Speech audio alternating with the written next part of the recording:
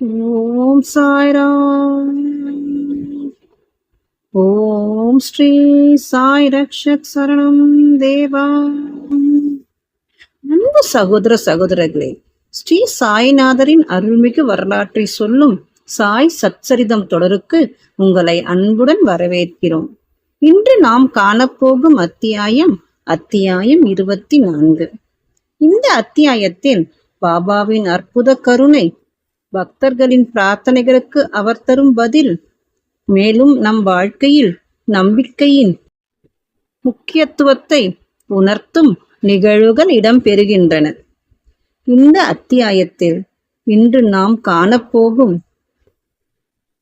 பாபாவின் அருள், பக்தர்களின் வாழ்க்கையில் அவர் தந்த ஆன்மீக அனுபவங்கள், அவர் தந்த போதனைகள் மற்றும் அவர் எப்படி எளிய வழிகளில் பெரிய உண்மைகளை கற்பித்தார் என்பதையும் காணப்போகிறோம். சாய்பாபாவின் அருள் மற்றும் நம்பிக்கை மற்றும் பொறுமையை வளர்க்கும் இந்த அத்தியாயம் நமக்கு வாழ்க்கையில் அமைதி, உற்சாகம் தரும். வாருங்கள் நண்பர்களே, நாம் அத்தியாயம் 25 ஆன்மீக பயணத்தை தொடங்குவோம். ஓம் சாய்ராம். அத்தியாயம் 24. பாபாவின் தமாஷும் வேடிக்கையும். சனக் லீலை. ஹேமாட்பன், சுதாமர், அண்ணா சிஞ்சனிகரும் மாவ சிபாயும். முன்னுரை. அடுத்த அல்லது இந்த அத்தியாயங்களில் இன்னின்னவற்றை கூறுகிறேன் என்று கூறுவது ஒரு வகையான அகங்காரமாகும். சத்குருவின் பாதங்களில் நாம் அகங்காரத்தை சமர்ப்பித்தாலன்றி நமது வேலையில் நாம் வெற்றி பெற மாட்டோம். நாம் அகங்காரத்தை ஒழித்தால் நமது வெற்றி உறுதி அளிக்கப்படுகிறது. சாய்பாபாவை வணங்குவதால் இகபர சௌபாக்கியம் இரண்டுமே கிடைக்கிறது. நம் உண்மையான இயற்கையில் நிலையாக்கப்பட்டு அமைதியும் மகிழ்ச்சியும் அடைகிறோம். எனவே எவரொருவர் அல்லது சுபிட்சத்தை பெற விரும்புகிறாரோ அவர் சாய்பாபாவின் லீலைகளையும் கதைகளையும் பக்தியுடன் கேட்க வேண்டும். அவைகளை தியானம் செய்ய வேண்டும். இவைகளை அவர் செய்வாரேயானால் தமது வாழ்க்கையின் லட்சியத்தை சுலபமாக அடைந்து பேரானந்தம் பெறுவார். பொதுவாக அனைவரும் தமாஷையும் வேடிக்கையும் விரும்புவார்கள். ஆனால் தங்களை பொருளாக வைத்து தமாஷ் செய்யப்படுவதை அவர்கள் விரும்புவதில்லை. ஆனால் பாபாவின் வழியோ விசித்திரமானது.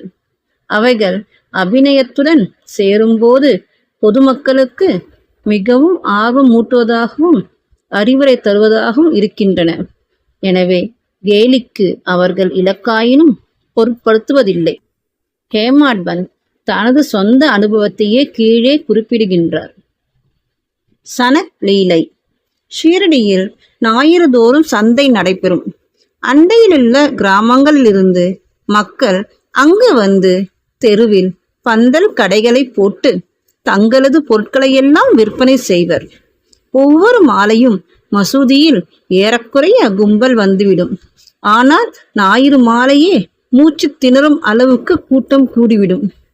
அத்தகைய ஒரு ஞாயிற்றுக்கிழமையின் போது ஹேமாட்பன் பாபாவின் முன்னால் அமர்ந்து பாபாவின் கால்களை நீவி பிடித்து விட்டு கொண்டும் கடவுள் பெயரை முணுமுணுத்து கொண்டும் இருந்தார். சாமா பாபாவின் இடப்பக்கத்திலும் வாமன்ராவ் வலப்பக்கத்திலும் இருந்தனர். அப்போது சாமா சிரித்துக்கொண்டே அண்ணா சாஹேபிடம், பாரும், உமது கோட்டின் கைமடிப்பில் சிறு தானியங்கள் இருக்கின்றன. இவ்வாறு கூறிக்கொண்டே அவர் மடிப்பை தொட்டு அங்கு சில தானியம் இருப்பதை கண்டார். ஹேமாட்பன் விஷயம் என்ன என்று அறிவதற்காக தனது இடது முழங்கையை நீட்டினார். அப்போது அனைவரின் ஆச்சரியத்திற்கு ஏற்ப சில பருப்பு மணிகள் உருண்டோடி கீழே வந்தன. சூழ்ந்து உட்கார்ந்திருந்தவர்களால் பொறுக்கி எடுக்கப்பட்டன. இந்நிகழ்ச்சியே தமாஷிற்கான விஷயமாக ஆனது. அங்கிருந்த அனைவரும் எங்கனம் தானியம் கோட்டு மடிப்புக்குள் சென்று அவ்வளவு நேரமும் அங்கேயே இருந்தன என்று வியந்தனர். ஹேமாட்பந்துக்கும் அவைகள் எந்த வழி நுழைந்து அவ்வளவு நேரம் அங்கேயே இருந்திருக்கின்றன என்று யூகிக்க இயலவில்லை. ஒருவரும் இவ்விஷயத்தில் திருப்தியான பதிலை அளிக்க இயலாத இவ்வினோதத்தை பற்றி அதிசயித்துக் கொண்டு இருக்கையில் பாபா கூறினார், இந்த ஆளுக்கு, அதாவது அண்ணா சாஹிப், தனியாக தின்னும் பழக்கம் இருக்கிறது. இன்றைக்கு சந்தை நாளாகையால் பருப்பு மணிகளை அசை போட்டு கொண்டே வந்தார். அவர் பழக்கம் எனக்கு தெரியும். அதற்கு இதுவே சாட்சி. இவ்விஷயத்தில் வேறென்ன ஆச்சரியம் இருக்கிறது? ஹேமாட் பந்த் உடனே, பாபா, பொருட்களை தனியாக தின்று நான் அறியேன். பின்னர் என் மீது இக்கெட்ட வழக்கத்தை ஏன் சுமத்துகிறீர்கள்? ஷீரடி சந்தையையே நான் இன்னும் பார்த்தது இல்லை. இன்றைக்கு சந்தைக்கு நான் போகவே இல்லை. பின்னர் எங்கனும் நான் பருப்பு மணிகள் வாங்கியிருக்க முடியும்? அவைகளை வாங்காத போது எப்படி நான் உண்ண முடியும்? எனது அருகில் உள்ளவர்களுக்கு பகிர்ந்து கொடுக்காமல் நான் ஒருபோதும் எதையும் சாப்பிடுவதில்லையே. பாபா, அதற்கு அருகில் இல்லவர்களுக்கு நீர் கொடுப்பது உண்மைதான். ஆனால் ஒருவரும் அருகில் இல்லை என்றால் நீரோ நானோ என்ன செய்ய முடியும்? ஆனால் நீர் உண்ணும் முன் என்னை நினைவில் கொள்கிறீரா? எப்போதும் நான் உம்முடன் இருக்கவில்லையா? பின் நீர் உண்ணும் முன்பாக எதையேனும் எனக்கு அளிக்கிறீரா என்றார். நீதி. இந்நிகழ்ச்சியின் வாயிலாக பாபா நமக்கு என்ன போதிக்கிறார் என்பதை கவனத்துடன் நினைவில் வைப்போமாக. புலன்கள் தரும் தேவைகளை அடையும் முன்னதாகவே மனமும் அறிவும் அவைகளின் பலன்களை அனுபவித்து விடுகின்றன என பாபா அறிவுறுத்தியுள்ளார். முதலில் பாபாவை நினை. அதுவே உன் மனதில் நிலை கொண்டுள்ள அவருக்கு நிவேதனம் செய்யும் முறையாகிறது. புலன்கள் முதலியன தங்கள் தேவைகளை அடையாமல் இருக்க இயலாது. ஆனால் அவைகள் முதலில் குருவுக்கு சமர்ப்பிக்கப்பட்டால் அவைகளின் மீதுள்ள பற்று இயற்கையாகவே மறைந்து விடுகிறது. விதமாக ஆசை, கோபம், வெறுப்பு முதலியவை பற்றி நமது எல்லா எண்ணங்களும் முதலில் குருவிடம் சமர்ப்பிக்கப்பட்டு அவரை நோக்கி செலுத்தும் பயிற்சியானது அளிக்கப்பட்டால் எல்லாவித எண்ணங்களையும் நீ களைவதற்கு கடவுள் உதவி செய்வார். பொருட்களை அனுபவிக்கும் முன் பாபா அருகிலோ அல்லது அங்கிருப்பதாகவோ நினைத்து கொண்டால் அப்பொருள் அவர் அனுபவிக்கத்தக்கதா அல்லவா என்ற கேள்வி உடனே எழும். பின் அனுபவிக்கத்தகாதவை எல்லாம் நம்மால் ஒதுக்கப்பட்டு நமது தீய பண்புகள் அல்லது செயல்கள் நம்மை விட்டு மறைகின்றன. நமது பண்பும் வளர்கிறது. பின்னர் குருவிடம் உள்ள அன்பு வளர்ந்து தூய ஞானம் துளிர்கின்றது. இந்த ஞானம் வளரும் போது நான், எனது என்ற எண்ணம் அழிந்து நமது அறிவு ஆன்ம உணர்வுடன் கலக்கிறது. பின்னர் நாம் பேரின்பத்தையும் திருப்தியையும் பெறுகிறோம். குருவுக்கும் கடவுளுக்கும் வேதமில்லை. அவர்களுள் வேதம் காண்பவன் கடவுளை எவ்விடத்தும் காண்பதில்லை. எனவே வேத மனப்பான்மையை ஒழித்து குருவையும் கடவுளையும் ஒன்றாக கருத வேண்டும். எனவே என்ன மாறுபாடுகளை நீக்கி குருவை கடவுளாக வழிபட வேண்டும். இவ்வாறு நமது குருவுக்கு பணிவிடை செய்தோமானால் கடவுள் நிச்சயம் மகிழ்வடைந்து நமது மனத்தை தூய்மைப்படுத்தி நம்மை நாமே அறியும் உணர்வை அளிக்கிறார். ரத்ன சுருக்கமாக, முதலில் குருவை நினைக்காமல் நாம் எப்பொருட்களையும் புலன்கள் வழி அனுபவிக்க கூடாது.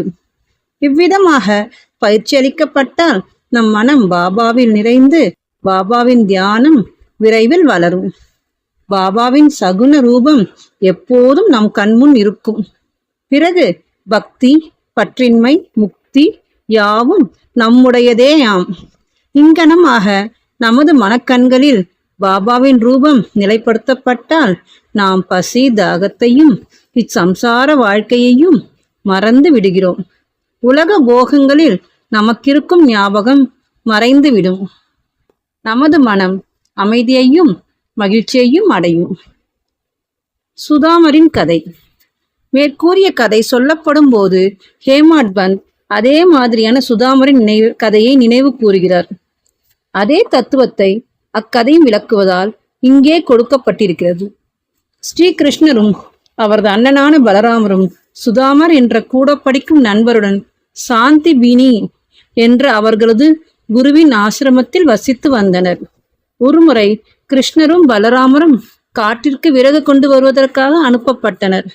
பின்னர் சாந்தி பீனி மனைவி அதேபோல் சுதாமரையும் மூவருக்குமான கடலை பருப்புகளுடன் காட்டுக்கு அனுப்பினாள். கிருஷ்ணர் சுதாமரை காட்டிடையே கண்டபோது அவரிடம், தாதா, நான் தாகமாயிருப்பதால் எனக்கு தண்ணீர் வேண்டும் என்றார். அதற்கு சுதாமர், வெறும் வயிற்றுடன் தண்ணீர் குடிக்கக்கூடாது, சிறிது நேரம் இளைப்பாறுவது நல்லது என்றார். அவர் தன்னிடம் கடலை இருப்பதாகவோ அதை சிறிது அவர் எடுத்துக்கொள்ளலாம் என்றோ கூறவில்லை. கிருஷ்ணர் களைப்பாய் இருந்தமையால் சுதாமரின் மடியில் தலை வைத்து படுத்து புரட்ட விட்டார். இதை கண்ட சுதாமர் தன்னிடமிருந்த கடலை எடுத்து உண்ணத் தொடங்கினார். கிருஷ்ணர் திடீரென கேட்டார், தாதா, என்ன சாப்பிடுகிறாய்? சப்தம் எங்கிருந்து வருகிறது? சுதாமர், சாப்பிடுவதற்கு என்ன இருக்கிறது? நான் குளிரால் நடுங்கிக் கொண்டிருக்கிறேன். எனது பற்கள் தாளம் அடித்துக் கொண்டிருக்கின்றன.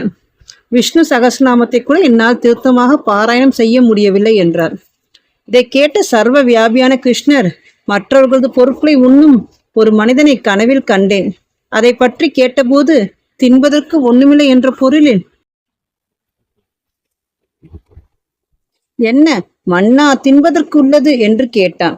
அதற்கு மற்றொருவன், அது அங்கனமே இருக்கட்டும் என்றான். தாதா, இது ஒரு கனவுதான். நீ எதையும் எனக்கில்லாமல் உண்ணமாட்டாய் என்று எனக்கு தெரியும். ஆயினும் கனவில் கண்ட ஞாபகத்தில் நீ என்ன உண்கிறாய் என்று நான் கேட்டேன் என்றார். சர்வ வியாபி ஸ்ரீ கிருஷ்ணரை பற்றியும் அவர் தம் லீலையை பற்றியும் சுதாமர் எல்லளவேனும் அறிந்திருப்பாராயின் அவர் அவ்வாறு நடந்து கொண்டிருக்க மாட்டார். எனவே தன் செய்கைக்காக அவர் வருந்த வேண்டியதாயிற்று. அவர் கிருஷ்ணரின் நெருங்கிய நண்பரான போதும் கூட தனது வாழ்க்கையை அவர் அஷ்ட தரித்திரத்தில் கழிக்க வேண்டியதாயிற்று. ஆனால் பின்னர் அவர் கிருஷ்ணருக்கு தன் மனைவின் சொந்த உழைப்பால் ஈட்டிய ஒரு பிடி அவளை அளித்த போது கிருஷ்ணர் மகிழ்ச்சி அடைந்து அவருக்கு அனுபவிப்பதற்காக ஒரு பொன் நகரத்தை அளித்தார். மற்றவர்களுடன் பகிர்ந்து உண்ணாது தனியாக தின்போர் இக்கதையை நினைவில் வைக்க வேண்டும். கடவுளுக்கு முதலில் சமர்ப்பிக்கவும், அவைகள் அவரால் திருப்தி அடைய பெற்ற பிறகே அவற்றை அனுபவிக்க வேண்டும் என்ற ஸ்ருதியும் பகர்கின்றது. பாபாவும் நமக்கு அதையே அவர்தம் ஒப்புவமை அற்ற வேடிக்கையான வழியில் கற்பித்திருக்கிறார். அண்ணா சிஞ்சனிகரும் மாவசிபாயியும். ஹேமாட்பன் இப்போது சமாதானம் நிலைநாட்டுவோரின் பாகத்தை ஏற்றுக்கொண்ட மற்றொரு வேடிக்கையான சம்பவத்தை கூறுகிறார். தாமோதர் கணஷ்யாம் பாபரே என அழைக்கப்பட்ட அண்ணா சிஞ்சனிகர் என்ற அடியவர் ஒருவர் இருந்தார். அவர் எளிமையானவர், முரடர், நேர்மையானவர். அவர் எவரையும் லட்சியம் செய்ய மாட்டார்.